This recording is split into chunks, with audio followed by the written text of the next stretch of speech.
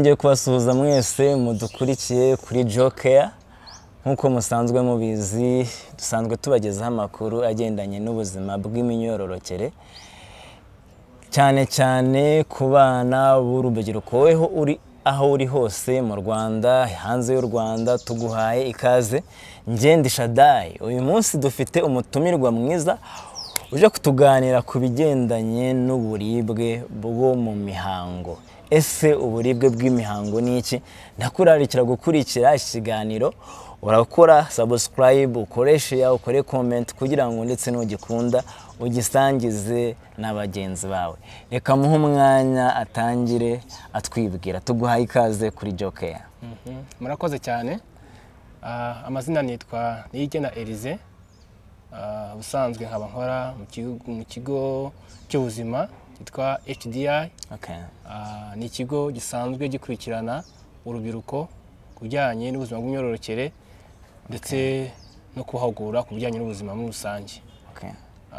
Handi nkorera naho no ku bitaro bya Nyamata, nkaba naho ndi umuganga, ndi umuforomo. Okay. Muri service yo gukurikirana indembe. Murakoze cyane. Uyu munsi twagize amahirwe turi kumwe n'Igena ukora mu kigo gisanzwe gifasha urubyiruko muri kandi akaba ari n'umuforomo. Muri kumva ko dufite amahirwe ko umuntu ugiye kutubwira agiye kuduha amakuru yizewe kandi y'impamo. Yego. Mwatangira mutubwira ese kubabara mu mihango biterwa n'iki, bibaho ryari?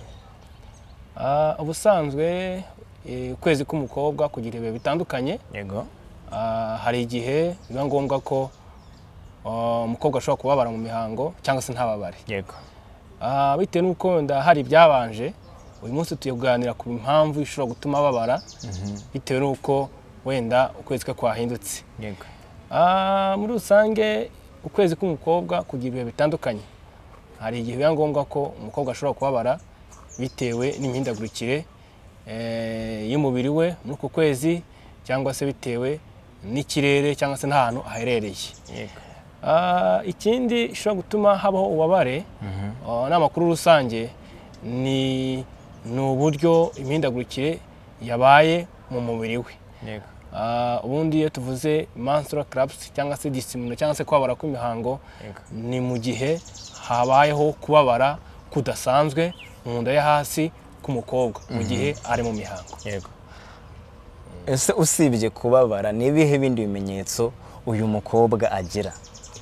Uyu mukobwa uri mu mihango ufite kubabara bidasanzwe agira ibimenyetso bitandukanye. Icya mbere ashobora kugaragaza kuribwa mu nda yo hasi. Yego. Kuribwa umugongo, kugira iseseme nyinshi. Yego. Kugira icyuya, ubushyuhe budasanzwe kumva iranda yo hasi irashyushye. Yego. Kuribwa umutwe. Yego. Ndetse no kuruka rimwe na rimwe. Okay. Hashobora no kuzamo no kudiyara cyangwa se kwituma bidasanzwe bigendanye n'igihe arimo. Okay. Umuntu yakwibaza ngo mu buzima busanzwe niba turi kuganira ku kubabara mu mihango, ubundi umuntu ari mu mihango ntagabara, niba umuntu hava amaraso ubu ntagabara mu busanzwe, cyangwa se hari igihe babara noneho bidasanzwe bikaba ari byo byitwa dysmenorrhea mu rurimi rw'icyongereza bitwita kubabara mu mihango? Ubundi busanzwe kubabara k'umukobwa mu mihango ni normal. Okay. Ni normal cyangwa se birasanzwe. Ariko byitwa ibidasanzwe byari. Byitwa ibidasanzwe mu gihe byabayemo ibimenyetso bidasanzwe byerekana ko ashobora kuba afitemo n'uburwayi. Yego. Urugero, ubusanzwe umuntu ashobora kugira imihango akaba yagira ububabare mu minsi 2 cyangwa se 24 amasaha 24 cyangwa 48, ariko bwafashe iminsi 3, iminsi 4 amaraso ari kuza ari menshi, icyo gihe haba hajemo cya kibazo cy'uko habayeho ihinduka ridasanzwe. Aho ngaho akaba tuvuga ko ari imihango idasanzwe y'ububabare. Yego. Ese biterwa n'iki? Ibintu byo kubabara bidasanzwe mu mihango byabiterwa n'iki?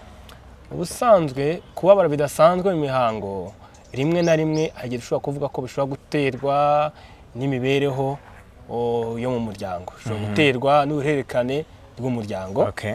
Kuko rimwe na rimwe hari igihe uruhererekane mu muryango haba harimo icyo kibazo cy'abantu bashobora kugira ububabare budasanzwe, bityo bigatuma umuntu nawe yababara bitewe n'uko ari genetics. Okay. Icyo ni kimwe. ikindi kubabara bidasanzwe mu mihango bishobora kuba ikimenyetso mpuruza cy'uko uwo muntu ashobora kwivuza hakiri kare. Urugero, ashobora kuba afite ibibyimba mu nda, ashobora kuba afite nyababyeyi yarangiritse. Mbega ibyo ni ibimenyetso mpuruza bishobora gutuma uvuga ngo ibyo bintu bishobora gutuma ubabara cyane, cyaba ari ikimenyetso cy'uko ushobora kuba ufite uburwayi budasanzwe. Kugira ibibyimba mu nda, ushobora kuba ufite kanseri utazi. Mbega ibyo ni byo bintu bishobora gutuma habaho uburibwe budasanzwe. Bivuze ngo kubabara byoroheje ni ikintu umuntu bwa buribwe umuntu yakwangana, ni ibintu bisanzwe, ariko iyo byatangiye kuba bidasanzwe uba ugomba kubyitaho, kuko habashaho kuba hariho n'ikindi kintu tutazi kitari imihango gusa. Cyane rwose. Aha rero bitumye nshaka kwibaza ngo ese ni ubuhe buryo umuntu yakwifashisha ari mu rugo bwo kwirinda kubabara mu mihango, kubabara bikabije? Hari ikintu yakwifashisha? Ubusanzwe ubu buryo bwo kwifashisha ubundi kuva kera kose bwamwe bwifashishwa. Vuga ngo ni uburyo buri naturally. Kuva kera hatari hazaho ubuvuzi bwisumbuye bwabwe bwifashishwa kandi bugafasha abantu. Ubusanzwe ubaye uri ahantu udabasha kubona ubuvuzi, uburyo wakifashisha kugira ngo ubashe gukontorora cyangwa se kugabanya ubwo bubabare budasanzwe, ushobora gufata icupa ugashyiramo amazi ashyushye y'akazuyazi, ukajya ukoza ku nda yo hasi. Icyo gihe bifasha kuba ubwo bubabare bugenda bugabanuka. Ikindi ushobora kwifashisha uri mu rugo utari hafi yo kwa muganga, ushobora gukora udusiporo cyangwa se utumuvoma duke duke kugira ngo bitume ubwo bubabare bugenda bugabanuka. Ibyo bintu ushobora gufasha kwirinda ububabare uri ahantu mu rugo kandi bikagufasha bikagenda neza. Siporo, tumasaje, ibintu nk'ibyo ngibyo biragufasha cyane. Wavuze cyane uti biterwa n'ibintu byinshi, kubabara bikabije by'imihango, ariko umuntu ntago ari kumva neza. Ubusanzwe nyine abantu bajya mu mihango bakaba barabyohereje. Ubundi ni iki mu by'ukuri gitera kuri ako kubabara, tuvanyemo ko umuntu yavutse ibyo bibyimba wenda watubwiye, niki gituma umuntu ababara cyane birengeje? Ubusanzwe mu buryo busanzwe buri biologike, umubiri w'umuntu ugira imisemburo itandukanye. Hari umusemburo witwa prostaglandine. Ni umusemburo uba mu maraso. Mu gihe umukobwa yitegura kujya mu mihango cyangwa se ari mu mihango, wa musemburo iyo ubaye mwinshi cyane, iyo ubaye mwinshi bituma ashobora kugira ububabare budasanzwe. Ukuvuga ngo ni umusemburo unatuma nyababyeyi yihuza cyangwa se yicontractinga. Contraction of that uterus. So ibyo rero biri kubaho cyane bituma habaho kwaguka kw'iriya uterine. So noneho hakagira ububabare budasanzwe. Uwo musemburo uko wiyongera nako uburibwe buba bwinshi. Kuvuga ngo uburibwe buterwa cyane na prostaglandine. Nayo ndimo nkubaza nti buriya ukivuga ibyo gufata icupa ririmo amazi ashyushye tugashyira ku nda tugakora imyitozo ngororamubiri, byatumye nibaza ni ubuhe buryo mpinduramibereho cyangwa se lifestyle change umuntu yakoresha, icyo kijyanisha n'ibyo kurya umuntu yarya byamufasha kugira ngo niba yababaraga mu mihango ibashe guhagarara cyangwa se koroha. Ubusanzwe imibereho y'umuntu kugira ngo igende neza nuko abasha kubahiriza ibijyanye n'imirire. Noneho by'umwihariko rero ku mwana w'umukobwa cyangwa se umubyeyi cyangwa se igitsina gore kiri mu gihe cy'imihango, hari ibiribwa by'ingenzi aba agomba gufata kugira ngo kwa kwezi ko cyangwa se cya gihe harimo kimugendekere neza. Urugero, aba agomba kurya imboga zihagije, akarya muri izo mboga agomba kurya amagi, gufata imineke, kurya imbuto zirimo za kokombure, kurya ipapayi, kurya inanasi n'izindi mbuto muri rusange kugira ngo bibashe gutuma icyo gihe harimo kimugendekera neza. Ikindi aba agomba kurya ibiryo birimo rishe kuri vitamine B1 yo kwita thiamine. Vitamine nziza cyane ishobora gutuma habaho kukondora cyangwa se kugabanya uburibwe ushobora kuba bwaza mu gihe ari mu mihango. Uvuze ku byo kurya cyane, ese ibintu byo gusinzira cyane, kunywa amazi ahagije, kuruhuka bihagije, byo nta kintu byamufasha? Nabyo byamufasha. Ni ukuvuga ngo umukobwa uri icyo gihe agomba kwirinda ikintu kirimo stress. niba yagiraga akazi gatuma atekereza cyane akagabanya iyi mitekerereze cyane kuko iyo buhuriranye bwa buribwe burushaho kuba buzamuka cyane. Ikindi nibura akanywa nibura amazi ahagije ku munsi, nibura ibirahuri 8 ku munsi. Ibirahuri 8 ku munsi. Akagerageza kugira ngo umubiri ube balance kuko ubusanzwe kugira ngo uburibwe wowe hatari cyangwa se byongere mu mubiri nuko haba habayeho metabolisme ikaba disturbance, ngo imikorere y'umubiri w'umuntu ikaba seshe cyane cyangwa se gakacarara. So iyo anywe amazi rero menshi bituma fonctionnement cyangwa se imikorere ya organes zimwe na zimwe ikora neza, bityo bigatuma bwa buribwe bwe butarushaho kuzamuka. Yego, uri kumva rero udukurikiye ugomba kuruhuka bihagije kandi ukanywa amazi menshi. Ibaze nawe niba umubiri wawe wumagaye kandi nyababyeyi yawe irimo yihuza isohora cya gice cy'imbere twababwiye kiba kirimo aricyo bitwa endometre, uri kumva yuko nawe uburibwe utabwihanganira. Aha rero bitumye nibaza ngo niryari umuntu agira uburibwe bukomeye akaba yakenera ko noneho atakoresha iyo miti mwatubwiye yindi akaba yagana kwa muganga.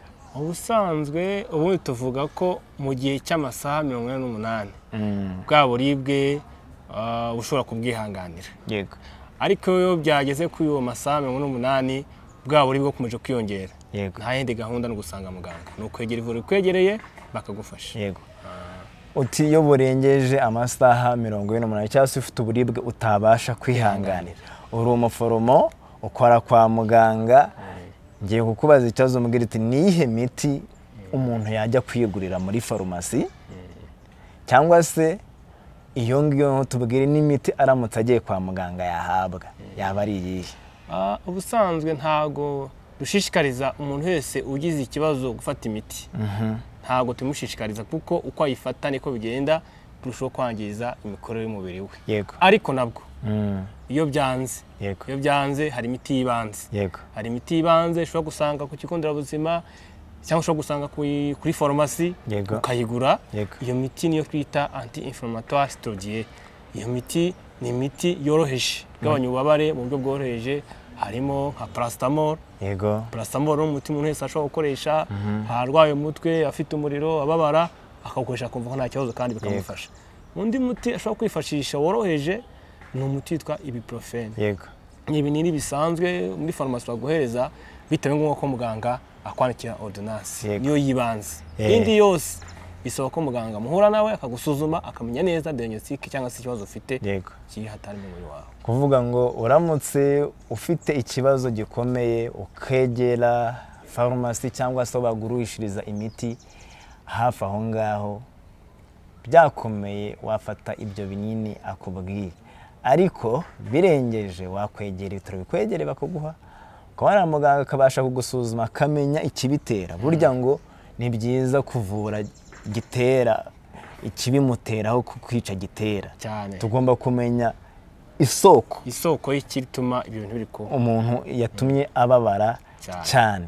Ntago ugenda ntakubajije ikibazo nkunda kubaza n'abandi baza kutuganiriza ibigendanye n'ubuzima bw'imyororokere, ni yihe myumvire mibi cyangwa se amakuru mabi cyangwa se icyo twitamo cyo mu zindi miti iri kuri iyi ngingo yo kubabara bikabije mu mihango wabuzi, ese twayirwanya gute?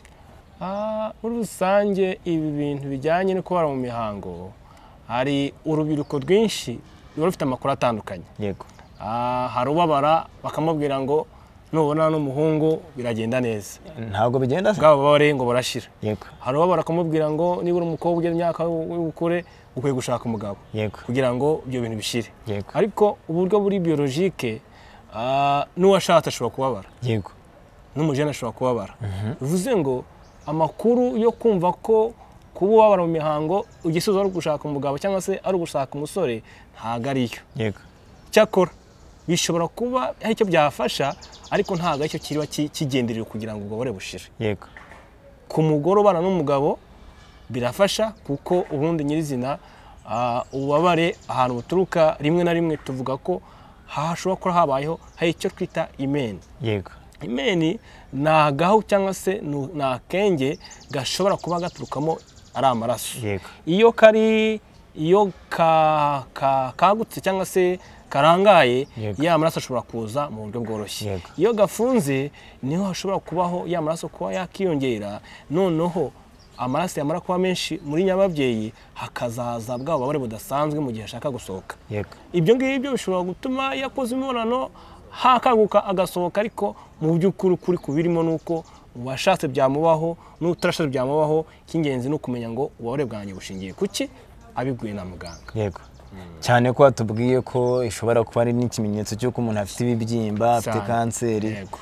Murakoze cyane. Bivuze ngo mukobwa utwumva, abantu bagushuka ngo ubwo wabara cyane wishore mu busambanyi, ntago ari ibintu byiza. Ahubwo gana muganga akubwira icyateye iyo mpamvu kandi abasha kuyivura. Ikibazo cya nyuma dusoza iki kiganiro cyacu twagiranye uyu munsi kandi cyari cyiza, ese ni iyihe nama noneho waha uwo mukobwa cyangwa se umudame uri kubabara mu mihango? Ese nanone ni icyo wabwira umuntu, inshuti ye cyangwa se umukunzi w'umusore cyangwa se umugabo we niba ari uwo bashakanye? Ahangaha navuga inama nyinshi ngendeye ku byiciro bitandukanye. Umubyeyi wese agomba kwita ku mwana we. Iyo umwana abyuruka buriya abakeneye amakuru menshi ku bijyanye n'ubuzima bw'imyororokere. Muri sosiyete yigisha byinshi bitandukanye. Ndavuga cyane cyane ku bana bo ku ishuri, ku bana wenda batano ku ishuri, ahantu bakura amakuru atandukanye. Inama naha ababyeyi rero bafite abana b'urubyiruko cyangwa se bakibyiruka, ni ukubakurikirana mu bijyanye n'imyororokere yabo, bakabaha amakuru yizewe. Umwana yatangira babara, umubyeyi akaba hafi akamenya ngo umwana niba babara ndamukorera iki, ndamujyana kwa muganga tumenye neza niba ububabare bwe icyo bushingiyeho. Iyo ni inama igendeye ku babyeyi. Inama mpereza urubyiruko ni urwo kwirinda amakuru y'ibihuha. Amakuru y'ibihuha bakayirinda, ahubwo buri wese akagira amatsiko kumenya ngo imihindagurikire y'ubuzima bwanjye imeze gute. Nta handi wayikura rero, ni kwa muganga. Mu gihe ugira ububabare budasanzwe mu mihango, ihutire kugera kwa muganga wakwegereye, bityo bakumenyeshe ubuzima bwawe uko buhagaze. Inama naha ababyeyi n'ubundi niyo kwihutira kubwira abana babo uko imihindagurikire y'ubuzima bwabo imeze, kuko abana benshi bagira muri icyo gihe badafite amakuru, hanyuma bikarangira amakuru bayabwiwe na ba bandi batwita bashaka kubayobya. Iyo babwiye amakuru adakwiye birangira baguye mu mitego idatandukanye, bigatuma bakora amakosa bijyanye n'ubuzima bw'imyororokere. Ariko iyo umubyeyi yabwiye umwana imihindagurikire y'ubuzima bwe, bituma abasha kubyirinda kandi akamenya no kugera kwa muganga mu gihe gikwiriye. Ikindi ni uko igihe wumva ububabare budasanzwe mu mubiri wawe, waba uri umukobwa cyangwa se uri umugore, birashoboka, ni uko wagira amatsiko yo kugera ku muganga wabihuguriwe cyangwa se ufite ububasha, akagukorera ibizamini byisumbuyeho kugira ngo amenye neza ko nta burwayi budasanzwe ufite muri nyababyeyi yawe. Nijye turagushimiye cyane kuko waje kutuganiriza uyu munsi. Ndizeye buri muntu wese udukurikiye asobanukiwe neza icyo kubabara mu mihango ari cyo, cyangwa se icyo mu zindi ndimi bita dysmenorrhea. Twasobanukiwe neza yuko iterwa na prostaglandine cyangwa se imisemburo iba yazamutse ituma nyababyeyi yihuza cyane. Ibyo bigatuma kwa kundi nyababyeyi biri kurekura cya gice cy'imbere aricyo kivaho imihango umuntu ababara. Twabonye kandi ko bishobora kuba ari ikimenyetso cy'indwara zikomeye umuntu aba atazi. Ariyo mpamvu tukubwira ngo nugira ikibazo uzagane ivuriro rikwegereye. Ikindi ni uko twakubwiye yuko kuruhuka bihagije, kunywa amazi ahagije, gukora imyitozo ngororamubiri ni bimwe mu byagufasha ukaba utatuma ukomeza kubabara bikabije mu mihango. Mu nteruro eshatu gira icyo ubwira abadukurikiye bahasigarana ku bigendanye no kubabara ku mihango. Unababwire ku kintu bita massage, niba nacyo ari cyo cyabafasha, bahikora hehe? Murakoze cyane. Ikintu nabwira buri wese warunkurikiye ni uko ikijyanye no kubabara mu mihango ari ikintu gishoboka cyane, ariko nabwo kivurwa kigakira iyo gikurikiranwe hakiri kare. Ikijyanye no gukora massage, massage ikorwa ku nda yo hasi, kuri bas ventre. Bas ventre urabona kuri imyanya y'imyibarukiro haruguru yaho gatoya Yego. urabona kiriya gice nicyo bakora massage Indi byara. Yego. Aho ngaho niho ukora massage n'amavuta yabugenewe. Yego. Kora gake gake krisa kugeza ubwo habaho muvoma aba relax cyangwa se muvoma zidasanzwe hariya bigatuma reactions zibaho mu mubiri. Kuvuga ngo ahantu habasa nkaho habyimbye ukahamasa gake gake umuntu abaraga kagenda yoroherwa. Yego. Numva ari icyo. Ikindi nuko buri muntu wese yagira amatsiko yo kumenya byisumbuyeho uko imikorere y'ubuzima bwe ihagaze. Yego. Ibyo byose bibwirwa nande na muganga. Yego. Birashoboka cyane ko waba uri mu muhango bwa mbere cyangwa se utaramara imyaka uyijyamo. Nubwo twavuze ubabara bwo mu mihango ariko ntago umuntu wese utangiye imihango cyangwa se utangiye kujya mu mihango ababara. Bishobora kuza bigeze hagati mu myaka hagati. Mu gihe ubona bigenda bikura biba bibi ihutire kugera kwa muganga kugira ngo gusobanurire ihinduka ridasanzwe rigenda ribaho mu buzima bwawe. Urakoze cyane. Turagushimiye cyane nige nawe wakoze kutuganira. Nshuti mukundwa rudukurikiye ikiganiro cyacu kigeze ku musozo ngira ngo abonyemo amakuru menshi ahagije. Mu mbyeyi unyumva nkuko mutunurwa yacu yavuze ni byiza kuganiriza n'umwana wawe ibigendanye n'ubuzima bw'imyororokere akiri muto. Mwana muto sobanukirwa n'ubuzima bwawe umenye neza uko imihindagurikire y'ubuzima bwawe iri. Niba hari ikindi kibazo niba wakunze ikiganiro cyacu nkuko dukomeza kubagezaho amakuru ajyanye n'ubuzima bw'imyororokere wajya hasi ukajya kuri ahantu handitswe subscribe ugakora subscribe kugira amakuru uzajya tugazajya kugeraho ku gihe kandi ugakora like ndetse ugashyiraho n'igitekerezo cyawe ugasangiza n'amakuru aya makuru ukayasangiza inshuti zawe. Turabakunda muri Jokea. Ciao ciao. Ciao. Murakoze cyane. Murakoze cyane.